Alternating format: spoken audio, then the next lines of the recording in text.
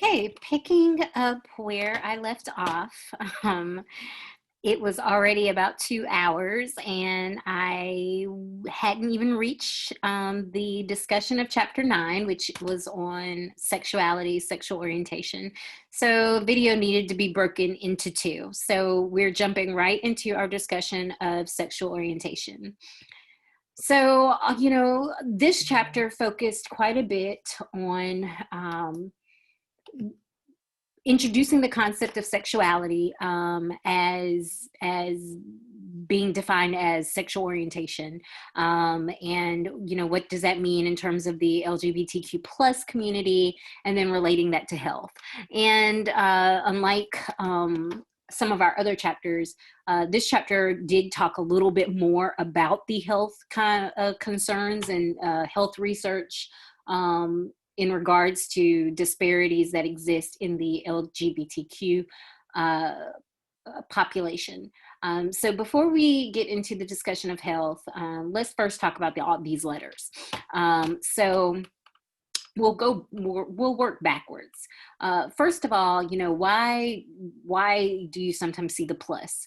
Well, the plus was just created to assist with the inclusiveness of the community. As I discussed in the gender video, within the last couple of years, the number of identity terms related to both gender as well as sexuality has increased. And although you will sometimes see the addition of actual letters to the acronym, the plus is meant to kind of be an umbrella for all of those other identities. And so, the LGBTQ plus acronym is an umbrella term for many of those other individuals, people that identify as being, gender queer or non-binary or asexual or intersex. This is meant to be an inclusive term. For the letters actually represented, the L is for lesbians, and the G is for gay, and the B is for bisexual, and the T is for transgender, and the Q is for queer, or sometimes, or some people say questioning. Sometimes instead of LGBTQ plus, you might see LGBTQ IAA, and if you see it that way, then know that I is for intersex, and then those two A's, one is for ally and one is for asexual. So just know that there is a lot of diversity in this community, and whether you want to represent that with additional letters to account for those additional identities, or just kind of throw on that plus to remind people that this is an umbrella term. But specifically, we've already talked about intersex and transgender. So now we're really going to be focusing on, the identities represented in LGBTQ plus that relate to sexual orientation, because that's what we haven't discussed. So, this book is called Sexuality. And, as a person that has taught a sociology of sex and intimacy course before, I do kind of take umbrage at the dramatic narrowing down of the term sexuality, because in the textbook, they pretty much treat sexuality as if that was synonymous with sexual orientation. And in reality, sexuality is a multidimensional concept that incorporates all of the psychological, biological, and sociological components kind of related to sexuality, sexual intimacy, sexual desire, sexual response.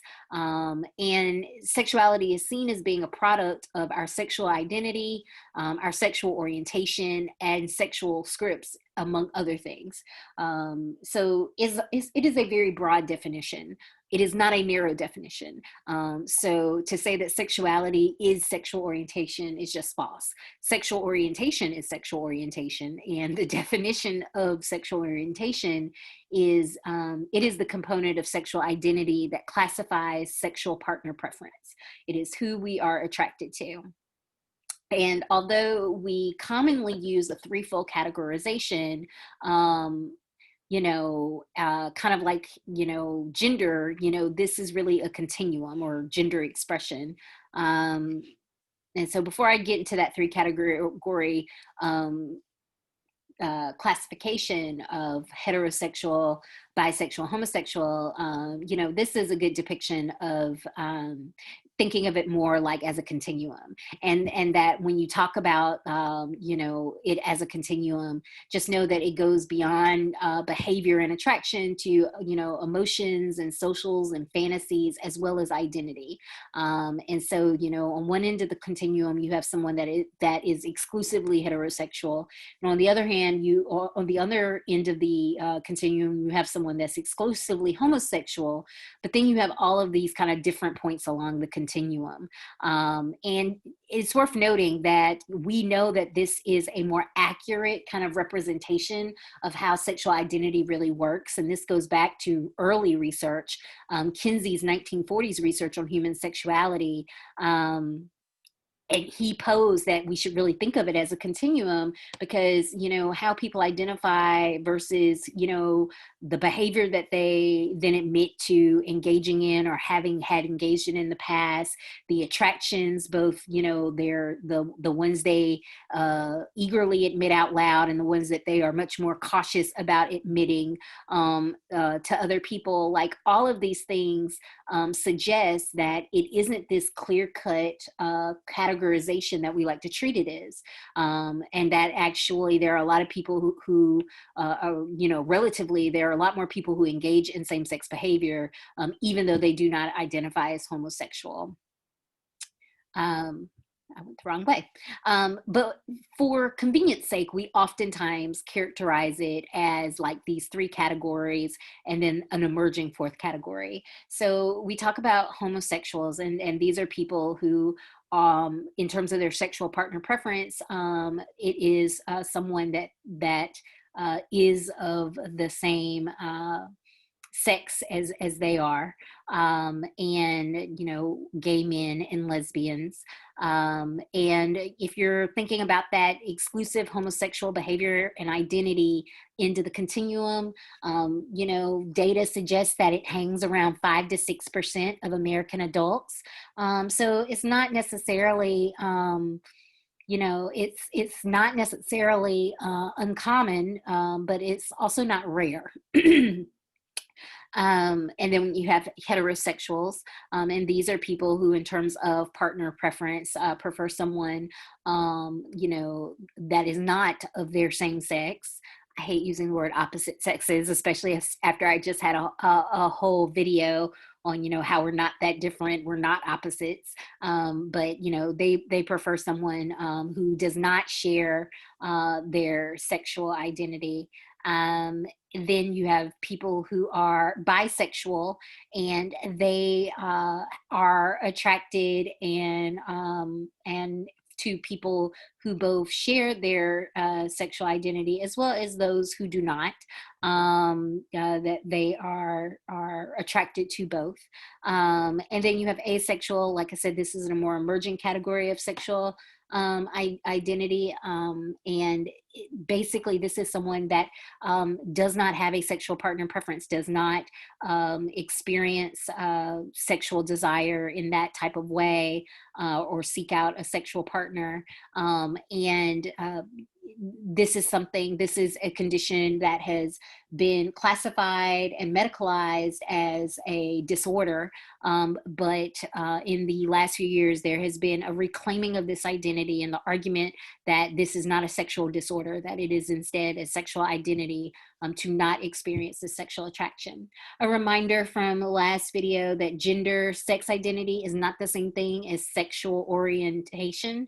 And although we oftentimes couple these things together, and we'll talk a little bit more in a few about why we do that, they do not necessarily all go together. So, when people talk about their gaydar, or I knew so-and-so was gay, or of course so-and-so is gay, or, and they're basing it off of their gender expression, just know that you are seeing gender expression. You are not seeing a person's sexual orientation. You are making that assumption that you can see someone's sexual preference based on how masculine or feminine they present themselves. And, that is a really faulty assumption to make. It's a very popular assumption, I think, to make. And you find that assumption supported, in a lot of popular media and just in a lot of casual conversations and observations. But this is not, those two things do not necessarily hang together, go together. Gender expression does not tell you someone's sexual orientation. Only a person, they can tell you their sexual orientation. Or if they're wearing a really cool t-shirt that makes it clear. And back when I lived in West Hollywood, I definitely saw some t-shirts that made it pretty clear what a person's sexual orientation was. So there was no need to brag about gaydar.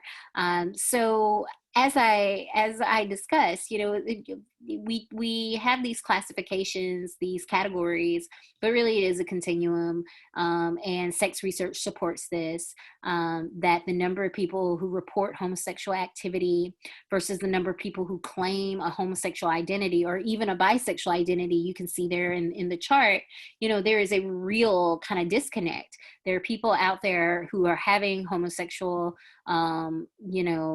experiences. So behaviorally, they're engaging in homosexual behavior, but this is not an identity that they are necessarily claiming. And so it's worth noting that, that whole question about how do we determine sexual orientation, a lot of it has to do with how one defines it. The most straightforward way of defining it is, how does a person identify? But certainly in terms of research, researchers, if they're asking questions about, have you ever had a homosexual experience or have you ever experienced homosexual attraction, what that researcher is getting at is looking for a more expansive way of addressing the question of homosexuality beyond identity. But in terms of identity, we do know that there are both cultural factors as well as biological factors that seem to be in play. I think there's always been this debate about, is a person born gay? There was a whole Lady Gaga song, right? Born This Way. But the research here is not conclusive. And there has been plenty of research on genes, on hormones, on epigenetic research. There's been research done with twin studies, particularly identical twins and identical twins that were raised in different homes, to try to see if they can parse out a nature versus nurture effect. We haven't arrived at some definitive answer. We know that there are some cultural factors in play, because we know that societies that celebrate a diversity of sexual expression, unsurprisingly, have people who more readily admit and own a sexual identity that goes beyond heterosexuality, right? If you live in a society where a diverse sexual expression is presented as a valid and worthwhile identity option alternative, then that makes it more likely that some people will readily admit or claim that identity. And so, just know that there is not a decisive, there has not been a gay gene located. But, in terms of biology, it has not been conclusively ruled out either. The science is just not there yet. But if in this class, focusing really on that sociocultural kind of background, let's think about what we do know, what role society plays. So we know that in Anglo-European societies, both present day and even more so historically, to be masculine and feminine was to be heterosexual. The link between gender and heterosexuality was taken for granted. And there are two kind of terms that kind of come out of this. One term is heteronormative. So we talk about the structure of society being heteronormative. So what does it mean when we say heteronormative? So this is just the idea that heterosexuality is just assumed to be the norm, it's natural, it's superior. And if you move forward with that idea that heterosexuality is the norm, it's natural or superior, then it's saying to, 4-year-old, 5-year-olds who aren't even thinking about those relationships, yet, saying like, oh, is that your little girlfriend? Or like joking like, oh, they're going to grow up and get married someday, but you never say that about like 2 male children or 2 female children. It is how there are homecoming kings and queens. And even though they're not like in a relationship, we heterosexually partner them, like, in these types of pageants. And can there be kings plural and queens plural? And of course, we won't even get into the whole, assumption that the queen has to be a cisgender woman and the king has to be a cisgender man. But maybe one of the best examples about how society is heteronormative is just the idea that, we never question heterosexuality. We don't ask, when did you know you were straight? Although when did you know you were gay is a common question. There is no, someone once asked me like, well, why don't we have coming out like parties or videos or whatever for straight people? And it's like, because you don't have to come out, right? The out part of coming out is having to contradict, having to put it out there that people's assumptions of your heterosexuality are in fact false. You don't have to come out as straight because it is assumed that you are straight. And that is a privilege, right? It is a privilege to not have to explain your sexual desires and your behaviors. And so there is this there's this little resource that floats around called the Heteronormative Questionnaire, and all it does is it takes a lot of the questions that people, friends, families, classmates, hell, sometimes even strangers, pose to people who are homosexual or bisexual, and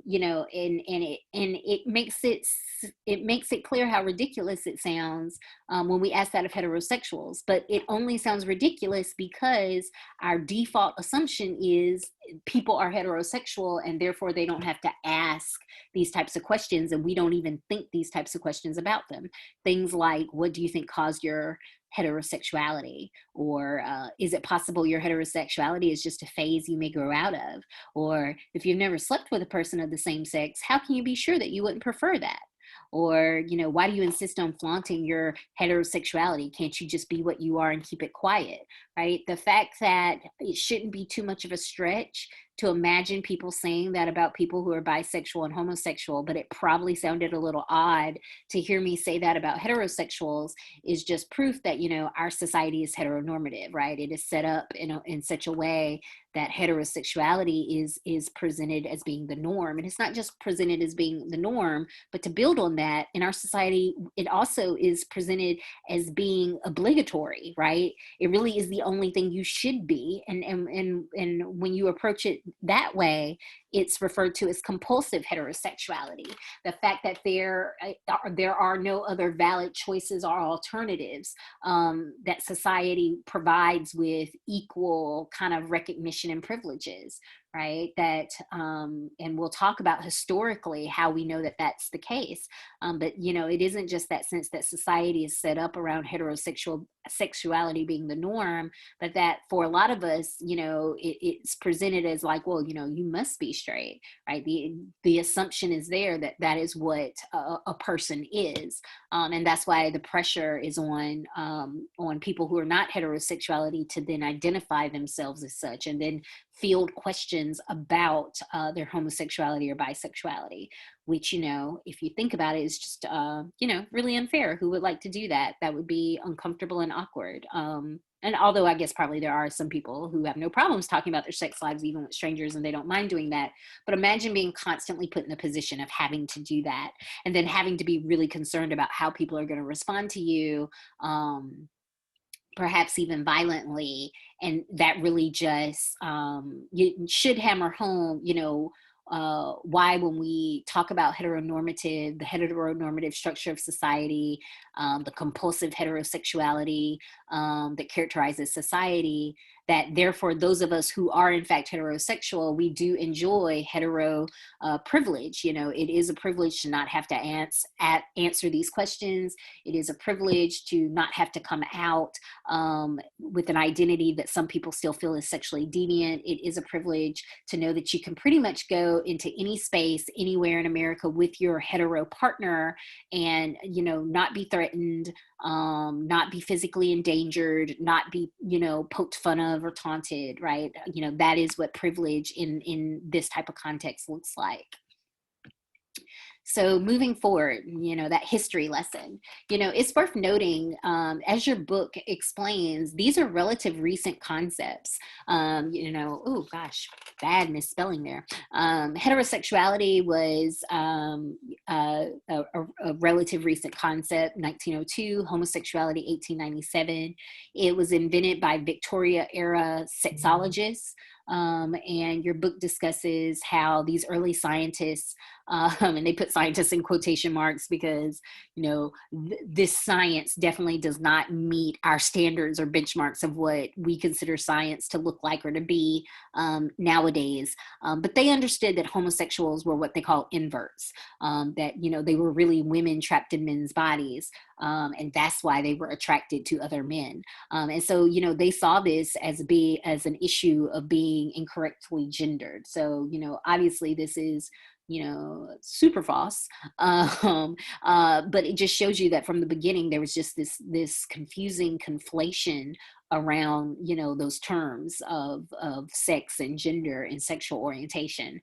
But, the fact that these were relatively new labels, that means that once these labels were created, they gave society the ability to really regulate behavior, to regulate this type of behavior, because now they had a label to stick on it. Before there was a variety of sexual acts that people engaged in, some of which even back then were frowned down upon and were policed. But these acts did not necessarily define them as a person, right? So you could not necessarily discriminate against them as a person, stigmatize them as a person, right? You perhaps, frowned upon what they did, penalized what they did, but not necessarily, built an identity around it that then gave you the ability to, stereotype them and make horrible judgments and assumptions that went way beyond, sexual behavior. Because when people have negative stereotypes of homosexuals, particularly gay men, it goes a lot beyond what they do or don't do in the bedroom, right? It is about other aspects of their behavior or morality, that are largely unfounded and unfair presumptions. And so, we've only had these labels for, about 150 or so years. And so in that way, if you think about human history, this is in fact pretty new. And the fact that we created these labels should really strike home the point that your book makes when it quotes Foucault, who is an important name in sociology, who says that, sexuality is historically and culturally constructed rather than biologically derived. Like, who we're attracted to and our sexual desire response might be rooted in biology. But once we start labeling and categorizing those desires and responses, that's man-made. It's socially constructed, and it's going to vary by culture, and it's going to vary over time. And so that does mean that, support for it, perceptions of it that also varies over time and over space. If we're only looking at our own country, the United States, what you can kind of see is that, in a relatively short span, the acceptance around homosexuality has increased, and particularly among younger generations. And so this data is a little dated. This is like the mid-aughts. And so it's worth noting that, back in the mid-aughts, this is the early, these are the millennials that are now in their mid to late 30s, my age group. We're one of the first generations to really have more than half of our generation be open and tolerant of homosexuality, sexual diversity. You can see that tolerance does decrease as you go, up the age ladder, with older people, octogenarians being some of the least tolerant. This question that's saying always wrong or almost always wrong, shows that, people viewing homosexuality as being wrong has dramatically reduced over time, and that graphic goes a little later. It goes into 2016. So if you're looking at 1987 and 2016, in almost 30 years, we have cut our disapproval down by half. Those are impressive numbers. Now, it's not just that people magically became more tolerant overnight. Although there is something to be said about the role of the media here, increasing representation, particularly positive representation, I want to give a quick shout out to the gay rights movement. It is a movement that came out of the late 60s, 70s, and it oftentimes is kind of overlooked and under discussed in college classrooms as people talk about the larger, more well-known movements that came out of the 60s and the 70s.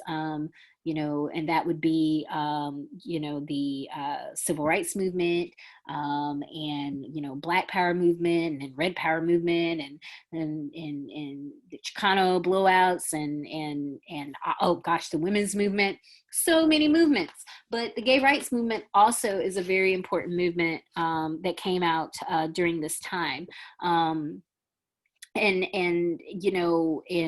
this was the first time that a large number of people who identified as homosexual or as being somewhere in that LGBTQ umbrella, as well as their allies, publicly, openly, and assertively made the point that the problem wasn't homosexuality, but it was the discrimination and prejudice that gay people faced.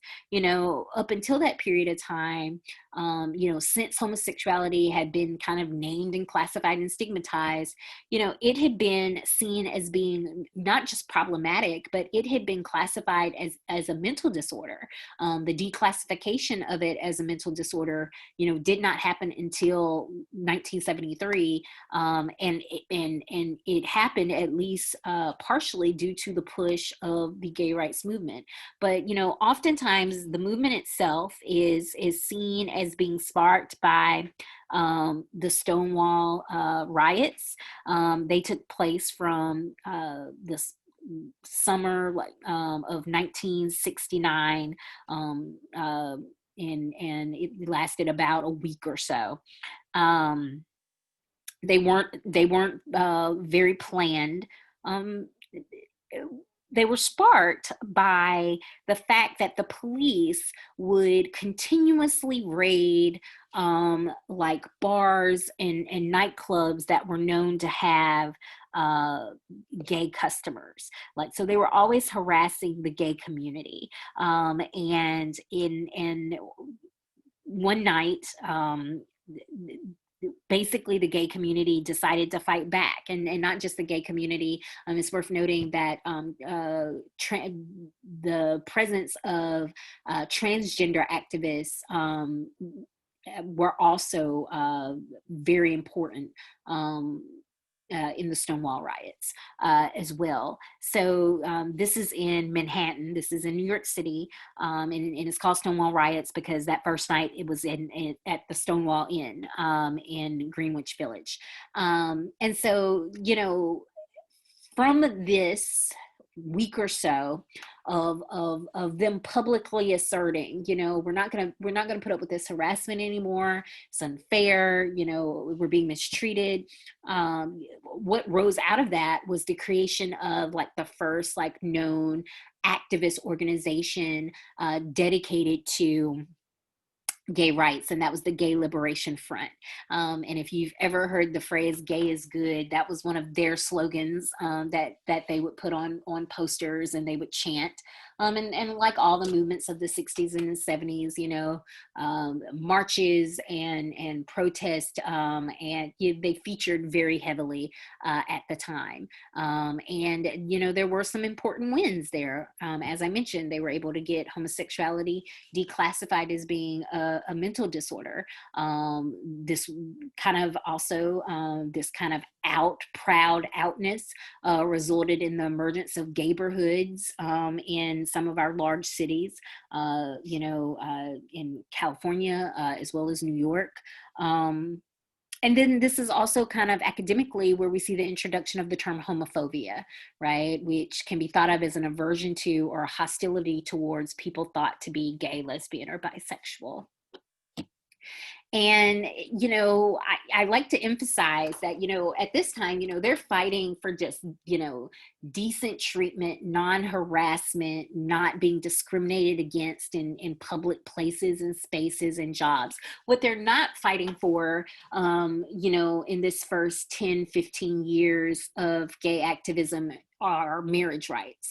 Marriage didn't become a prominent issue for gays and lesbians until like the late 1990s. And at that time, things like the military policy, Don't Ask, Don't Tell, and then the Defense of Marriage Act, they really kind of helped bring same-sex marriage rights and recognition to public attention, right? Because these were policies that were kind of meant to strip rights and access to certain resources from individuals that had same-sex partners. And so, this kind of struggle for marriage rights, it lasted from the 1990s up until the Supreme Court declared laws that prohibited same-sex marriages as being non-constitutional. And that was in 2015.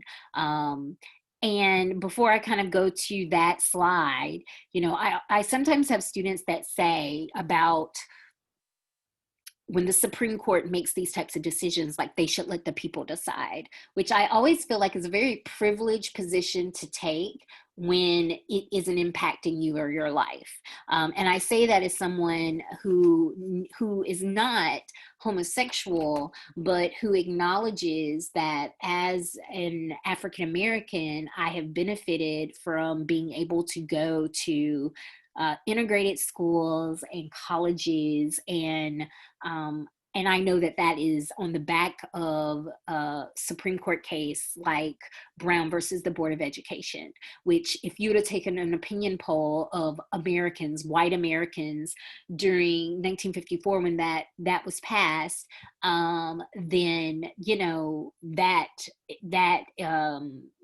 support would probably have looked no better, perhaps even worse than what it looked like in terms of people being open to gays and lesbians being able to marry legally, which in 2013, about, 49% versus 44%. So, it was almost, the country was almost perfectly split. So I say that to say sometimes policy and legal decisions have to push people forward, especially if we're talking about people's rights. Because at the time, this is just a little timeline, the Defense of Marriage Act was in 1996. And people that tried to challenge DOMA by getting married in their individual states, they were always at risk of their marriages being, possibly having to, being litigated in court. until 2009, where President Obama, didn't really have the power to say that DOMA was unconstitutional, but he said it's unconstitutional in his eyes. And his Department of Justice was no longer going to defend it in court, which meant that it was going to have to be fought. Individual states can fight it, but they no longer had the federal court system, the federal system backing up their fight. And then in 2013, basically the Supreme Court struck down DOMA and they declared it unconstitutional, but they didn't really weigh in on whether or not states could kind of issue their own bans. And so if you're kind of looking at what's going on in the country over there, you can see that, some places are banning same-sex marriages by statute. Some are banning it by constitutional amendment, which would make it even harder to overthrow at the state level than statute. And then a handful of places are starting to legalize it. And then some places, the ones in the gray, they basically had no laws one way or the other about it on the books. And so, as we're coming up into the year where Obergefell and Hodges is being passed, or Obergefell and Hodges decision was about to be made, just the year before, where are we as a country? It's prohibited in 33 states and permitted in 17 in the District of Columbia. And that's a very confusing situation to be in. Whenever the country gets to the point where a sizable minority of the states they're doing one thing, they're permitting one thing, but another sizable minority or majority are permitting or prohibiting another thing, it can become very confusing and complicated. Because here's the thing, people do not live in their states their entire lives. They don't spend all their time in one state. They travel, they move, they move for jobs, they relocate, they go visit family. And so this made it very difficult and very stressful for people who were in same-sex marriages. What happens if you go from one state where your marriage is recognized to another state where it's not? And so eventually, of course, the Supreme Court had to weigh back in, and that's what they did in Obergefell v. Hodges in 2015. And basically they said that these state level statutes and laws against same-sex marriage were unconstitutional. States had to allow same-sex couples to marry, and they had to recognize same-sex marriages from other states. And at the time that they decided, there were about 390,000 married same-sex couples in the United States. And there were about another 1.2 million who had a same-sex domestic partnership or civil union. And so I say this to say that, obviously this decision was impactful, at the time, and it certainly was impactful, over time, for future couples seeking to marry. Just in terms of global span, same-sex marriage is illegal in 26 countries, most of the Western world, but very few countries outside of the Western fully industrialized nations. So now let's apply this discussion to the study of health. So I already really talked about violence in the gender. It was introduced and it was talked about in this chapter, and they talked about it in regards to both gender as well as sexual orientation. So I went over it quite thoroughly in the gender video. But for the LGBTQ plus population, it's just worth noting what your book says. First of all, it took a lot for us to even really to begin studying gender violence when it was committed against women largely at the hands of their male intimate partners. And it for a very long time, it went unrecognized, underreported. It was ignored by the justice system, as well as academics. Up until the 80s,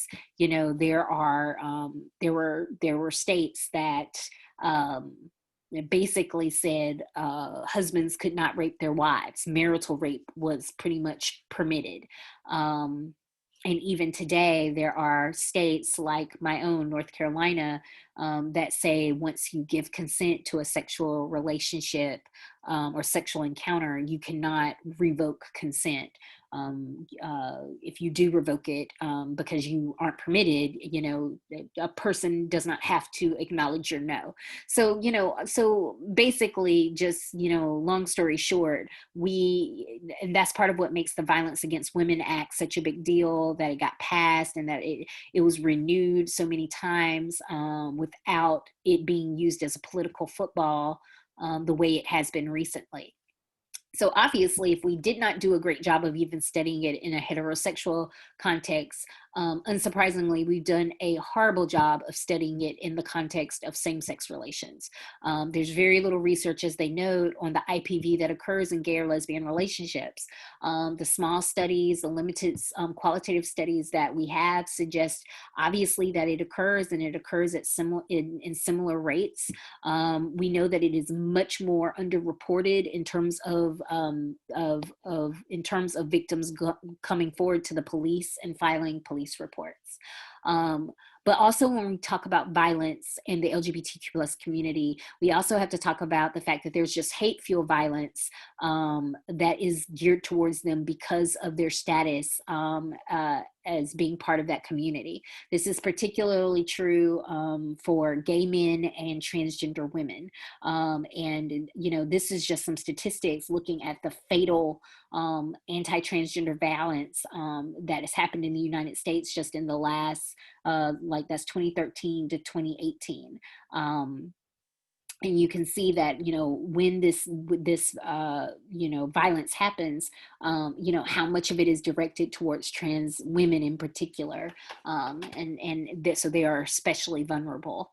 Then, in terms of drug and alcohol abuse, your book notes that, you know, the limited research that we do have does suggest that there seems to be a relationship between LGBTQ plus identity and the use and misabuse of tobacco, alcohol, and other drugs. Their rates appear to be higher than people who are not part of the community. The textbook does discuss that, you know, potential reasons for this, you know, obviously include like self-medicating to kind of cope with the stress and the homophobia and the discrimination that being part of this community kind of directs towards you. But then they also mentioned what I feel like is a pretty interesting theory, that it might also have to do with the fact that there just might be less leisure activities for people of this community to comfortably take part in, depending on, you know, where they live. And so the gay spaces in a community, in a city, are more apt to be bars and clubs. And so the culture that exists in all bars and clubs, right? It's not like their bars and clubs are any more, you know, prone to drinking and smoking than clubs geared towards straight people. But imagine if that really is your only outlet to be around other people of your community, to meet other people that are part of your community, then what this might lead to is you drinking and partaking much more so than a person who is heterosexual, who has a much wider array of options of things they can do, places they can go to be around other heterosexual people, to meet potential heterosexual partners.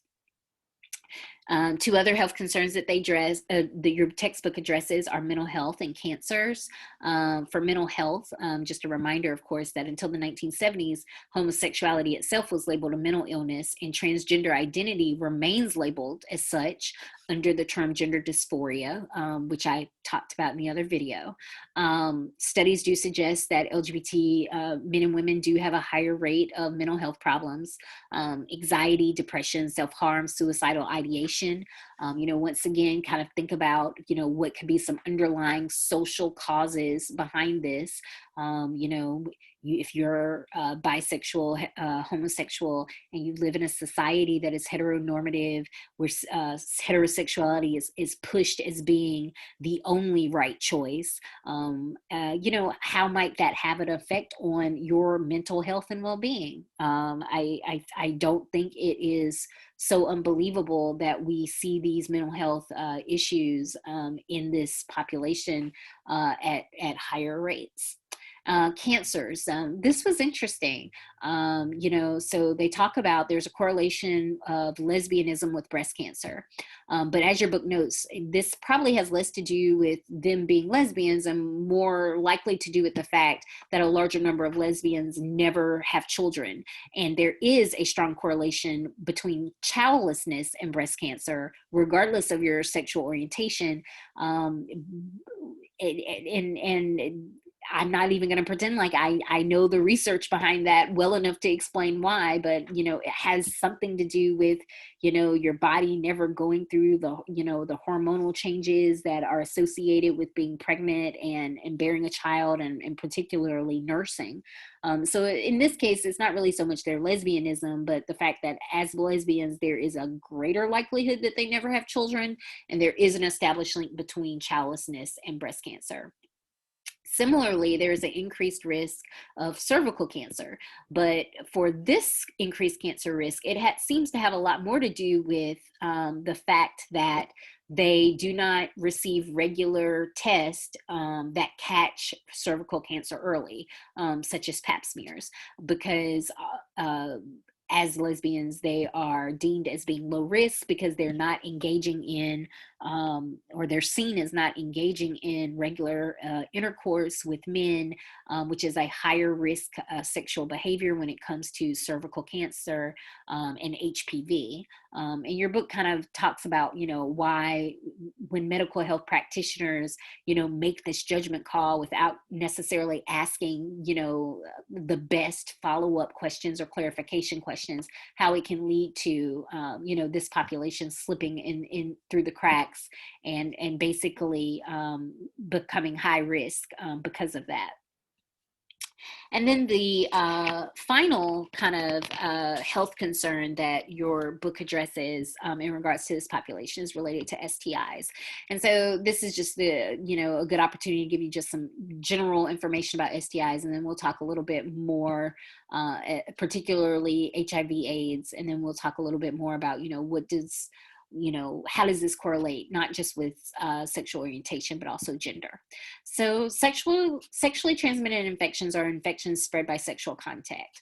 If you are around my age, you maybe remember when they were called STDs, but apparently the newer, more acceptable term is to refer to them as STIs to lessen the stigma associated with the term STD and to highlight the importance of treatment and prevention as opposed to the fact that you caught a disease.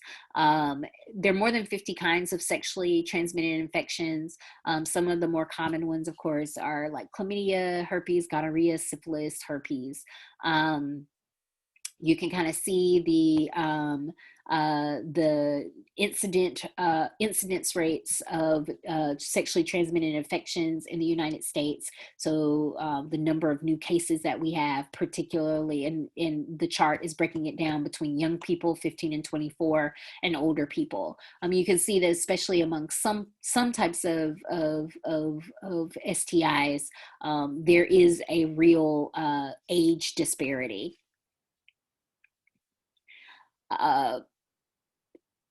Maybe one of the best known STIs is HIV, the human immunodeficiency virus, and HIV causes AIDS, the acquired immune deficiency syndrome. And HIV is often, but not always, sexually transmitted.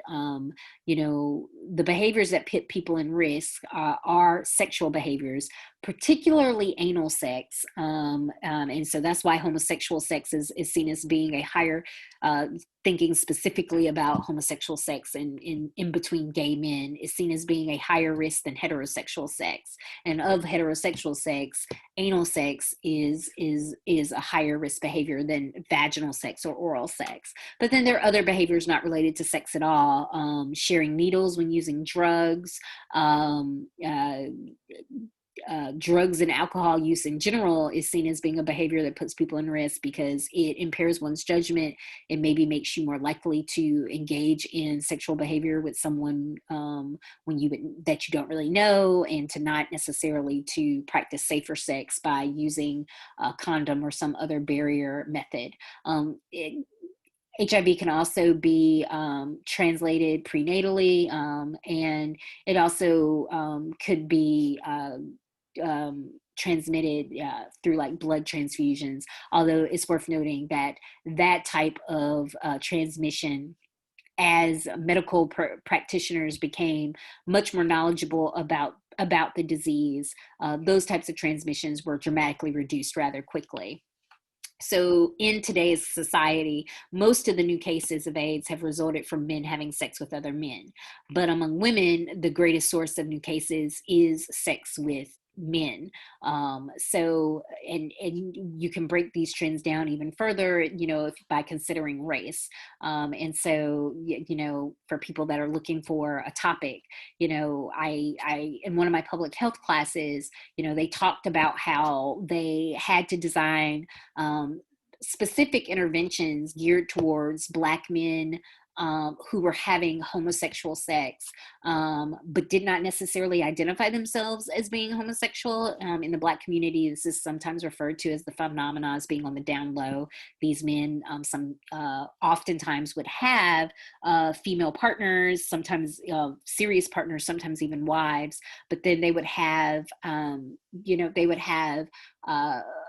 sex with men, sometimes casual sex, oftentimes unprotected. And they were missing out on a lot of the interventions that had come out in the 80s and the 90s that were geared towards gay men, because that had proven to be very successful with white gay men. And a lot of it was because they did not see themselves as gay. So they literally, these interventions, advertisements, public health campaigns, like they really were not paying attention to them, or, and not really engaging with them because they were rejecting that term. And so, public health campaigns that were geared towards kind of addressing HIV cases in African American male communities, they created this term MSM, men who sleep with men, as a way around that, right? As opposed to asking people like, are you homosexual? Are you gay? Instead they would focus on the behavior and not label it with an identity, because they found that allowed them to better assess who was perhaps in need to be tested, who perhaps needed to take part in this intervention to get this information from this public health campaign. So interesting, just side note there. As your book notes, the trend has been that both in reported cases and deaths in the United States is decreasing. And that's because some really important advances have been made since the 80s and early 90s in treating AIDS and HIV.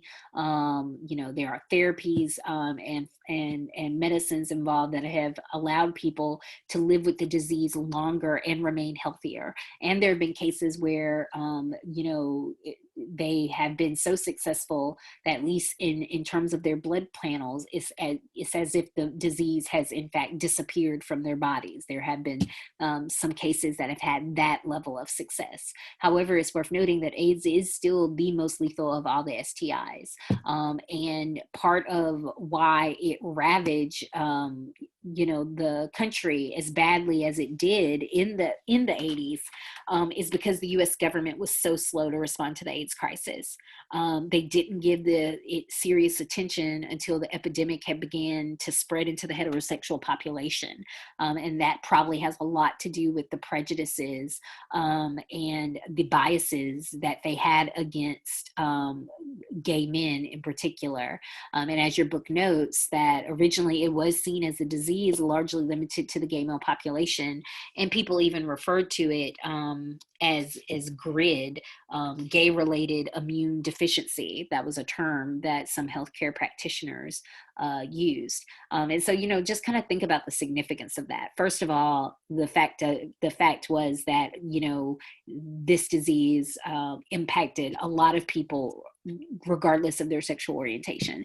And second of all, even if it had only impacted the gay community, the fact that it was ravishing their community, but yet it wasn't seen as being serious. Politicians, did not necessarily classify it as a public health disaster worthy of money and resources until much too late. By that time, a lot of people had already gotten very sick and died.